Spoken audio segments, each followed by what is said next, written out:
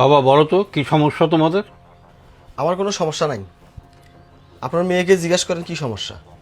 আমি তো ওর কাছে শুনতে আসিনি, আমি তোমার কাছে শুনতে আসছি। কি সমস্যা তোমাদের? আর ওর সঙ্গে তোমার মেলে না কেন? কি ঝামেলা তোমার বলো তো? মা, বাবা, আমার কাছ থেকে কিছু শুনতে হবে না। আর আমার কোনো ঝামেলা নেই। যা ঝামেলা করার ও করে, আর কেন ঝামেলা করে সেটা তোমরা ওর কাছ থেকে শোনো। ও যদি আজকে ঝামেলাগুলো করার কারণ না বলে তোমাদেরকে, আমি আর ওর ঘর করবো না, তোমাদের সঙ্গে চলে যাব। এই তুই চুপ কর, তোর কাছে আমি কিছু শুনতে চাইনি।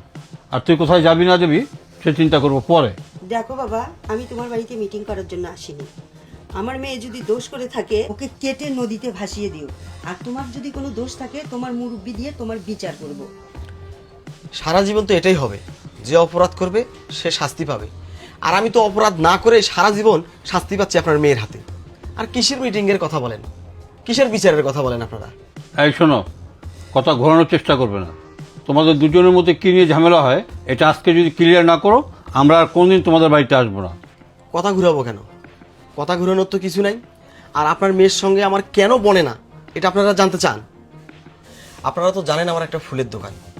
ফুলের দোকানে কি সবসময় বিক্রি হয়? প্রত্যেক দিন কিন্তু ফুলের দোকানে বিক্রি হয় না। ফুলের দোকানে বিক্রি হয় শুধু বিশেষ বিশেষ দিনে। এ ধরেন জন্মদিন, বিয়ে, শাদী, এইরকম। আজকে ঈদ হওয়ার কয়দিন হলো? ঈদ হওয়ার পর থেকে আপনার মেয়ে আমাকে এক গ্লাস পানি এখনো পর্যন্ত খাইতে দেয়নি। ঈদের পরের দিন থেকে এখন পর্যন্ত আমার সঙ্গে সে কথা বলেনি। আমার অপরাধ? ঈদের দিন সে তার বন্ধু বান্ধবের সঙ্গে ঘুরতে যাবে, আমি ঘুরতে যাইনি। আচ্ছা আপনারাই বলেন, ঈদের দিনে তো একটা বেচা কিনের সময়। এই সময় তো মোক্ষম সময় আমার ভালো 2 টাকা ইনকাম করার। সেই সময় সে বলে দোকান টোকান বন্ধ করে আমার সঙ্গে তুমি ঘুরতে চলো। আমি ঘুরতে যাইনি জন্য সে আমার সঙ্গে ঝামেলা বাঁধাচ্ছে, সে আমাকে অশান্তির মধ্যে রাখছে। দেখেন আব্বা, মা, আমি তাকে অনেকবার বোঝানোর চেষ্টা করেছি, অনেকবার বুঝাইছি যে দেখো, আমরা আগে আমাদের সংসারের চাহিদাটা মিটাই, সংসারের অভাবটা দূর করি, তারপর আমরা আমাদের মনের চাহিদা মেটাবো। টাকা থাকলে যখন তখন আমরা ঘুরতে পারবো। কিন্তু না, আমি আপনার মেয়েকে কখনো এটা বোঝাতে পারিনি।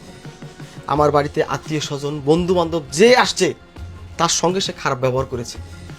আমাকে প্রতিনিয়ত সে অপমান করে, ভালো মন্দ কোনো কথা বলে না। এভাবে অত্যাচার সহ্য করতে আমি আর পারতেছি না। এরপরও যদি আপনারা মনে করেন আমি অপরাধী, আমার গার্জিয়ানদেরকে ডাকেন, আমাকে যা শাস্তি দেওয়ার আপনারা দেন। বাবা, মধ্যবিত্ত ঘরে জন্ম নেওয়াটাই হয়েছে আমাদের অপরাধ। আমরা যদি বইয়ের কথা মতো চলি তাহলে হয়ে যায় বইয়ের গোলাম। আর যদি বইয়ের চাহিদা পূরণ করতে না পারি তাহলে আমরা হই কাপুরুষ। আর এই বইয়ের চাহিদা পূরণ করতে যদি আমরা বাইরে বাইরে সময় দেই তাহলে বউ বলে স্বামী সময় দেয় না। বলেন তো বাবা, আমরা কোথায় যাব? আরও একটা বিষয় কি বাবা জানেন, আমি যখন রাতে দোকানদারি করে আসি, যদি কখনো লেট হয়, আপনার মেয়ে সারা রাত আমার সাথে ঝগড়া করে, তুমুল গ্যাঞ্জাম করে। বাবা, দোকানদারির শেষেও তো হিসাব পাতি থাকে, সেটা করে আসতে লেট হলেও আমাকে কাঠগড়ায় দাঁড়াতে হয়। এখন আপনারাই বলেন তো বাবা, আমি কোথায় যাব, কি করব আমি? এই পথটা আপনারাই দেখেন আমাকে। অথই, জামাই যেটা বললো সেটা কি সত্যি? আর যদি সেটাই সত্যি হয় তাহলে শোন মা, তোর বাবাও কিন্তু ব্যবসার কাজে বাহিরে বাহিরে থাকে। কই, তোর বাবার সঙ্গে কোনোদিন তো আমার ঝামেলা হয়নি। তোর বাবাকে তো আমি কোনোদিনও প্রশ্ন করিনি। দেখ মা, সব মেয়েরই সকাল্লাদ থাকে। তোর যদি সকাল্লাদ থাকে তুই জামাইকে বলতি, বুঝিয়ে বলতি। জীবনে চলতে গেলে প্রত্যেকটা মানুষেরই টাকার প্রয়োজন আছে। আর এই বয়সে যদি জামাই টাকা রোজগার না করে কোন বয়সে করবে, ভবিষ্যতে কি করবে? একদম তুই ঠিক করিসনি কাজটা।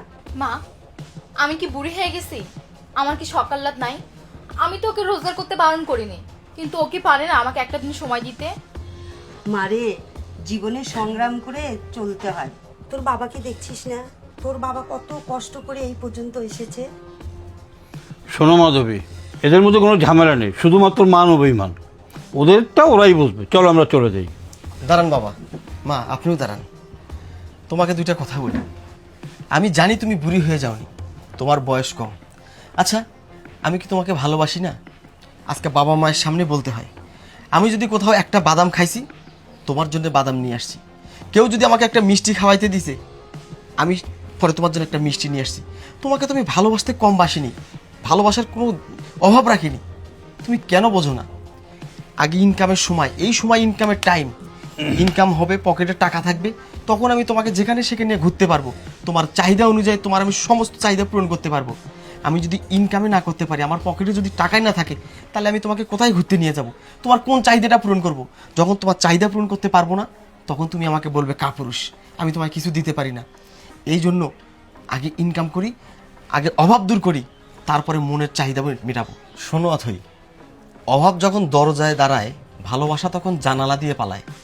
আমি তো তোমাকে অনেক ভালোবাসি, তাই আমার ভালোবাসাটা যেন ওই জানালা দিয়ে পালিয়ে না যায়, সেই জন্য আমি সবসময় পরিশ্রম করি। পরিশ্রম হচ্ছে উন্নতির চাবিকাঠি। যে যত বেশি পরিশ্রম করবে, সে তত বেশি উন্নতি করতে পারবে।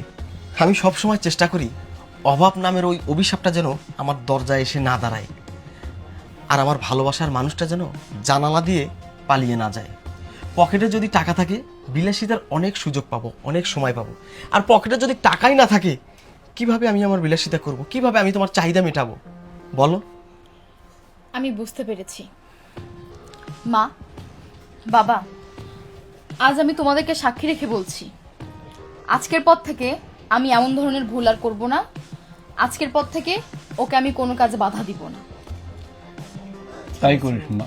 শোন মা, একজন স্ত্রীর নিরাপদ জায়গা হচ্ছে তার স্বামী, আর একজন স্বামীর বিশ্বস্ত জায়গা হচ্ছে তার স্ত্রী। আর স্বামী স্ত্রীর সংসারে যদি বিশ্বাস না থাকে, সেই সংসারে কোনোদিনও উন্নতি হয় না। ঠিক আছে, তোরা ভালো থাক, তোদেরকে দোয়া করি। এই চলো। হ্যাঁ চলো। আরে দাঁড়ান মা, বাবা, আপনারা কোথায় যাচ্ছেন?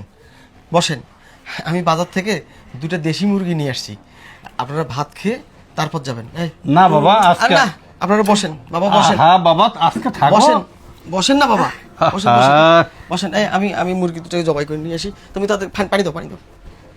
বসো, আমি পায়ে নিয়ে আসি।